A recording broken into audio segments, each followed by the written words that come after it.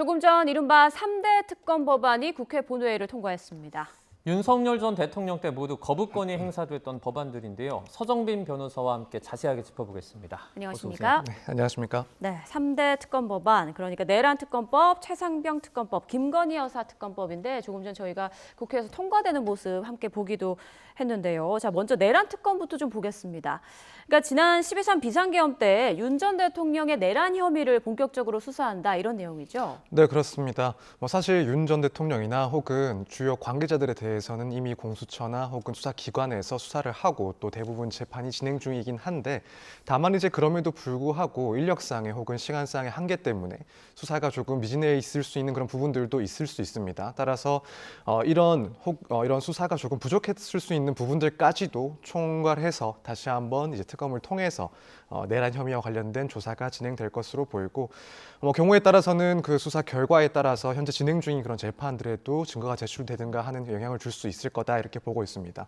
뿐만 아니라 현재까지 알려진 그런 관계자들뿐만 아니라 다른 관계자들까지도 조사가 확대될 가능성도 있고 그밖에 이런 내란 혐의와 관련해서 범인 은닉이라든가 증거 인멸과 관련된 그런 혐의까지도 이 특검에서 수사 대상으로 삼고 있기 때문에 되게 전방위적인 그런 조사가 진행이 되지 않을까 예상을 해볼 수가 있을 것 같습니다. 네, 조금 전에 본회의에서 통과될 때 저희가 화면 보여드렸는데 이제 내란뿐만 아니라 내란 외환 특검법 이렇게 같이 있는 모습을 볼 수가 있었거든요.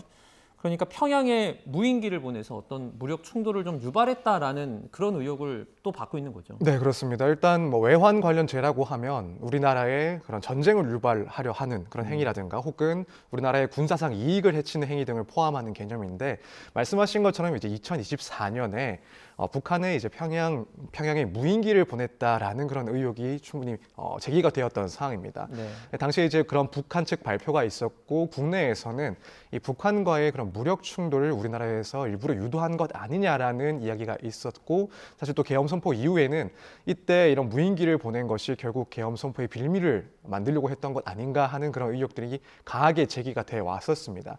그래서 이런 점들에 대해서도 특검을 통해서 이제 조사 대상으로 삼으면서 결국 외환과 관련된 그런 혐의점까지도 조사 대상에 포함되어 있는 상황입니다. 네, 그 내란 특검법 내용을 보면 파견 검사 수가 당초 40명에서 한 60명, 60명으로 늘었어요. 이 정도면 과거 사례를 봤을 때 어떤 특검 수사팀의 정도다, 규모다라고 좀 생각을 해볼 수가 있을까요? 네, 저도 조금 찾아봤는데 국정농단 특검 같은 경우에는 파견 검사가 20명 정도였고 예. BBK 특검 같은 경우에는 10명 정도였습니다.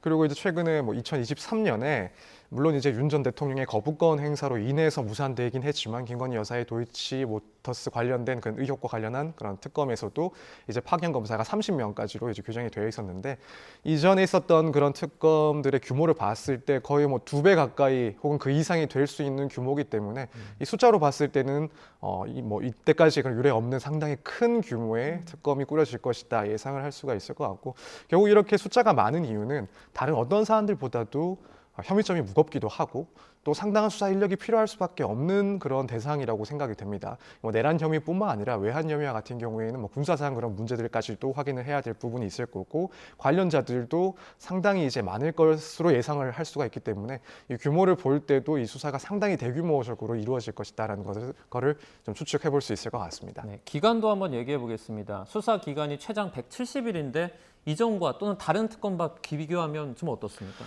일단 과거 특검들 같은 경우에는 일반적으로 수사 기간을 2개월에서 3개월 정도로 잡고 한 달 정도 이제 필요한다면 연장을 이제 허용을 하는 경우들이 많았습니다. 그래서 국정농단 특검 같은 경우에는 준비 기간 20일을 포함을 해서 최장 이제 120일까지 활동을 할 수가 있었고 약 4개월 정도였죠. 그런데 지금 이 특검 같은 경우에는 최장 170일까지도 확보를 할 수가 있기 때문에 다른 사안들과 비교했을 때도 상당히 긴 기간을 삼고 있다 이렇게 보실 수 있을 것 같습니다. 네, 그럼 언제쯤 특검이 출범하게 될까요? 일단 특검 법안 공포가 돼야 되는데 예. 이러면은 다음 주 정도에는 진행이 되지 않을까 싶습니다. 그러면은 이제 특별 검사가 임명이 돼야 되고 20일 이내에 수사에 필요한 준비들을 하게 되는데 당연히 지금 정부나 혹은 국회의 그런 여당 측에서도 신속한 그런 진행을 말하고 있기 때문에 예. 속도를 낼 것으로 보입니다. 그러면은 이르면은 이번 달 셋째 주 정도면은 출범을 하지 않을까. 늦어도 이번 달 안에는 출범을 할 수 있을 것이다. 이렇게 볼 수가 있을 것 같습니다. 내란 의혹 수사 경찰이 현재 하고 있지 않습니까? 그러면 특검 출범하면 경찰이 모든 자료를 특검에 이렇게 넘기게 되나요? 네, 그렇습니다. 이제 특별 검사가 현재 뭐 수사에 대해서 필요한 경우에는 수사기관의 장들에게 그 기록을 넘겨받을 것, 그러니까 이첩을 것을 요청을 할 수가 있습니다. 여기에 대해서는 당연히 응해야 되기 때문에 아마 이제 실제로 출범이 된다라고 하면 현재 진행되고 있던, 그래서 확보가 되어 있던 그런 증거들은 모두 특검으로 넘어가지 않을까, 그렇게 생각이 됩니다. 네. 네. 자, 이어서 김건희 여사 특검법도 좀 보겠습니다. 수사 대상이 꽤 많은데요. 저희가 그래픽 보면서 좀 설명을 드리겠습니다. 자, 지금 먼저 도이치모터스 주가 조작 의혹이 있고요. 코바나 콘텐츠 뇌물 협찬 의혹도 수사 대상입니다. 그리고 명태균 씨 건진법사와 관련한 국정농단 의혹도 파헤치게 되고 21대 22대 국회의원 선거 그리고 8회 전국 지방선거 개입 의혹도 수사하게 됩니다. 자, 이렇게 내용이 많은데 그러니까 김 여사가 지금 특혜 수사를 받고 있다는 게 법안 제안 이유죠. 네, 그렇습니다. 사실 지금 정부에서 결국에는 이 특검이 시행될 것이다라는 것은 충분히 예견을 할 수 있는 사항이 아니었나, 그리고 이런 특검을 시행하게 되는 그런 이유도 어느 정도 납득할 수 있지 않을까라고 생각을 하고 있습니다. 이제 김건희 여사 같은 경우에는 일단 관련된 의혹이 너무 많기도 했었고, 그런데 이런 해당 사건들에 대한 처리가 대부분 깔끔하다고 평가하기는 조금 어렵다거나 혹은 지나치게 시간이 많이 걸렸던 부분들이 있는 것 같습니다. 또 조사 방법 역시도 일반적인 사건과는 다르게 대면 조사가 신속하게 이루어지지도 않았고, 조사 방식 역시도 사실 특혜다라는 그런 의혹들이 제기될 수밖에 없는 사항들이 조금 있었다라고 생각이 됩니다. 또 사실 지난번에 이제 헌법재판소에서 이창수 지검장 등 검사에 대한 탄핵 사건에 있어서 기각은 했지만 예. 당시에 이제 김건희 여사에 대한 수사를 적절하게 지휘했는지, 적절하게 감독했는지에 대해서 의문이 있다라는 그런 설시를 하기도 했던 만큼 아무래도 이제 국민의 시각에서 봤을 때는 이런 의혹들이 충분히 해소될 만한 절차들을 밟지 못했다라고 평가를 했을 것이다라고 보고, 그렇기 때문에 이런 각종 특혜와 관련된 의혹들을 해소하기 위해서는 결국에는 특검밖에는 방법이 없지 않았을까, 이렇게 생각을 하고 있습니다. 도이치모터스 주가 조작 의혹은 사실 주범과 공범들은 처벌을 받았잖아요. 지금 김 여사는 처벌을 받지 않은 상황에서 서울 고검에서 재수사를 하고 있는데 특검 출범하면 그럼 고검 수사는 이제 멈추고 이렇게 다 이관하게 되는 겁니다. 네, 일단 그렇게 될 것 같습니다. 특검이 실행이 되면은 현재 진행 중인 사건에 대해서도 당연히 특검에서는 기록을 넘겨받고 수사를 주도해서 진행을 할 것이기 때문에 네. 고검에서 현재까지 진행된 그런 내용들은 다 이첩이 될 것으로 보이고, 결국에 이제 말씀하신 것처럼 도이치 주가 모터스 관련된 그 의혹과 관련된 그런 주범들이 4월 달에 이제 대법원에서 다 유죄 확정 판결을 받았고, 그 중에서도 이제 특히 관심을 가졌던 그 손모 씨라는 일종의 전주라고 볼 수가 있는 사람인데, 네. 이제 2심에서 방조 혐의로 유죄를 받고 대법원에서 확정 판결을 받았습니다. 그런데 이제 의혹을 제기하는 측에서는 사실상 이제 김 여사와 마찬가지로 이 계좌를 제공했다라는 혐의를 받고 있었던 사람이 유죄를 받았으니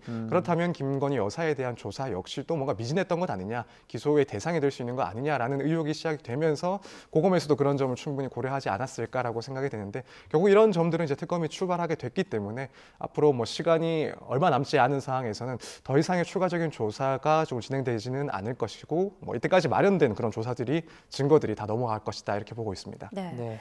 자, 명태균 씨 의혹은 김건희 여사가 명 씨에게 지난 대선 과정에서 여론조사 결과를 받고 그 대가로 김영선 전 의원을 공천하는 데 개입한 혐의를 받고 있는 건데요. 자, 명 씨의 발언 직접 듣고 오겠습니다.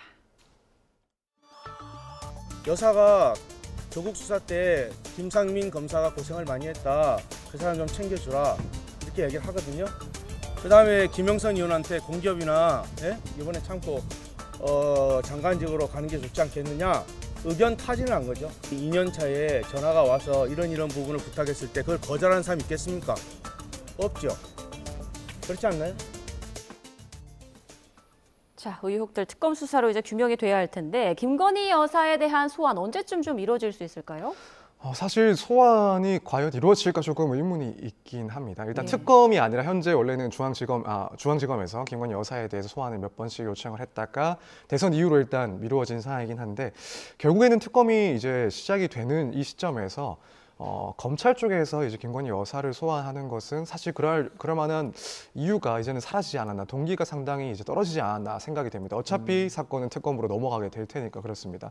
한편으로 소환을 요구한다 하더라도 김건희 여사 측에서는 이제 뭐 수사가 중복될 수 있다라는 그런 우려 등을 표시를 하면서 소환에 거절할 가능성도 상당히 높기 때문에 실제로 이제 검찰에 출석하는 그림은 조금 예상하기 어렵지 않을까. 결국 특검이 얼마나 빨리 시작되느냐에 따라서 특검에서의 그런 조사가 진행될 것 같다 이렇게 보고 있습니다. 네, 알겠습니다. 지금까지 서정빈 변호사와 함께 오늘 국회를 통과한 특검 법안들에 대해서 살펴봤습니다. 고맙습니다. 감사합니다.